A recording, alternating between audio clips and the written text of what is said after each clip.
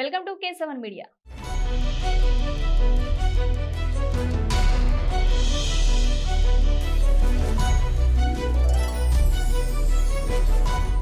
ఉద్యోగ భద్రత కల్పించాలని 10,000 రూపాయల జీతం పెంచాలని 5 నెలలుగా ఆందోళన చేస్తున్న వాలంటీర్లకు మరో షాక్ తగిలింది. గ్రామ వార్డు సచివాలయ శాఖకు సంబంధించిన మొబైల్ యాప్లో వాలంటీర్లు హాజరు వేసుకునే ఆప్షన్ను అధికారులు తొలగించారు.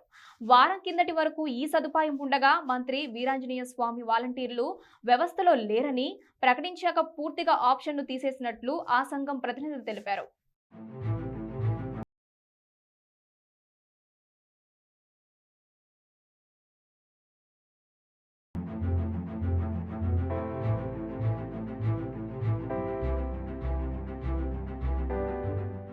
మహానటి కీర్తి సురేష్ పెళ్లిపీట లెక్కనుంది. తన ప్రియుడు యాంటోనీని ఆమె వివాహం ఆడనున్నట్లు నిన్న ప్రకటించారు. కాగా వీరి వివాహం వచ్చే నెల 11న గోవాలోని ఓ ప్రైవేట్ రిసార్ట్ లో జరగనుందని సినీ వర్గాలు తెలిపాయి.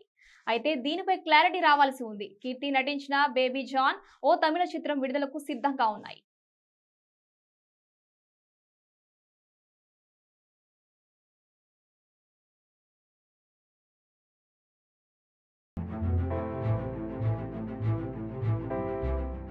రెండు 2014-19 మధ్య స్కామ్లు జరిగాయంటూ చంద్రబాబుపై నమోదైన కేసులు, ఛార్జీ షీట్లను హైకోర్టు ముందు ఉంచాలని కోరుతూ దాఖలైన అనుబంధ పిటిషన్పై న్యాయస్థానం స్పందించింది. వీటిపై కౌంటర్ దాఖలు చేయాలని రాష్ట్ర ప్రభుత్వాన్ని ఆదేశించింది. ఈ కేసులను సిబిఐ, ఈడీలకు అప్పగించాలన్న పిల్పై కౌంటర్ దాఖలకు మరింత సమయం ఇచ్చింది. తదుపరి విచారణను 4 వారాలకు వాయిదా వేస్తూ సిజే జస్టిస్ ధీరజ్ సింగ్ ధర్మాసనం ఉత్తర్వులిచ్చింది.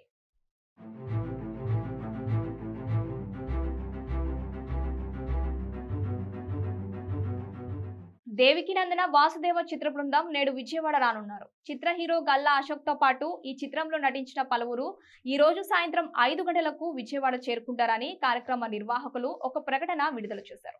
గురునానక్ కాలనీలోని సూపర్ స్టార్ కృష్ణ విగ్రహం నుంచి ట్రెండ్ సెట్ మాల్ వరకు మూవీ టీం ర్యాలీ అనంతరం 6 గంటలకు ట్రెండ్ సెట్ మాల్లో కేక్ కటింగ్ ఉంటుందని నిర్వాహకులు తెలిపారు.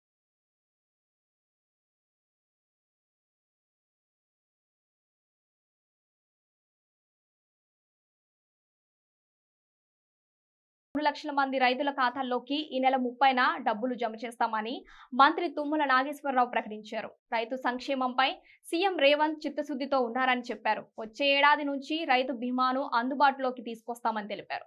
ధాన్యం దిగుబడిలో తెలంగాణ తొలి స్థానంలో ఉందన్నారు. మనం పండించిన వడ్లు మలేషియా, ఫిలిప్పీన్స్ వంటి దేశాలకు ఎగుమతి అవుతున్నాయని పేర్కొన్నారు. మాకు బ్యాంకులు ఈ 5 సంవత్సరాల్లో అప్పు తీసుకున్నటువంటి ఖాతాల నెంబర్లన్నీ మాకు ఇచ్చారు. ఆ అమౌంట్ ఎంత అవుద్దో కూడా ఇచ్చారు. ఆ అమౌంట్కి సరిపోని మేము రిజర్వ్ బ్యాంకులో డబ్బులు కట్టాము. 32 బ్యాంకులు తెలంగాణలో బ్రాంచులు ఉన్నటువంటి 32 బ్యాంకుల యొక్క మేనేజర్లను కూడా పిలిచి స్టేట్ లెవెల్లో మాట్లాడాం. జిల్లా కలెక్టర్లు జిల్లా లెవెల్లో కూడా మాట్లాడారు. ఎక్కడైనా సాంకేతికపరమైనటువంటి సమస్య ఉంటే తప్ప అవి కూడా పరిశీలించబడతాయి. ఎప్పుడో నిర్ధారణ చేసుకున్న తర్వాత ఏ రకంగా జరిగిందో నిర్ధారణ చేసుకొని మాకు వచ్చినటువంటి 44 లక్షల ఖాతాలని 25 లక్షల కుటుంబాలని రుణ విముక్తులను చేసేది 2 లక్షల వరకు ఈ ప్రభుత్వ బాధ్యత. పాత పద్ధతిలోనే జరుగుతుంది. ఇదే సెక్రటరీ గారు పాత ప్రభుత్వంలో కూడా ఆయనే చూశారు. ఆ పద్ధతికి ఈ పద్ధతికి ఏమాత్రం కూడా తేడా లేదు.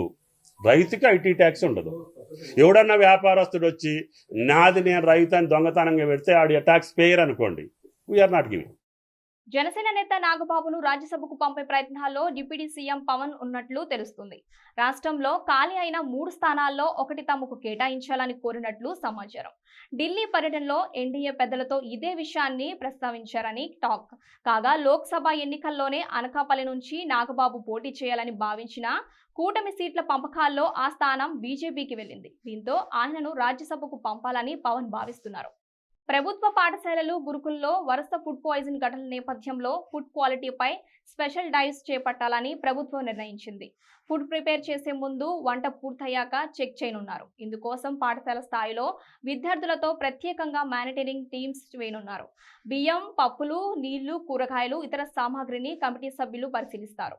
సరిగా లేకుంటే వెంటనే మార్చేస్తారు. మహారాష్ట్ర సీఎం ఎవరనే ప్రశ్నకు నేడు సమాధానం దొరికే అవకాశం ఉంది. ఢిల్లీలో బీజేపీ అగ్రనేతలతో ఫడానవీస్, సిండే, అజిత్ పవార్ భేటీ కానున్నారు. సీఎం ఎవరన్నది మహాయుతి నేతలు ఈ మీటింగ్ లో ఫైనల్ చేస్తున్నట్లు సమాచారం. సీఎం, ఇద్దరు డిప్యూటీ సీఎంలు ఉండే అవకాశం ఉందని తెలుస్తుంది. ఎక్కువ శాతం బీజేపీనే పదవి వరించే ఛాన్స్ ఉందని రాజకీయ విశ్లేషకులు చెబుతున్నారు.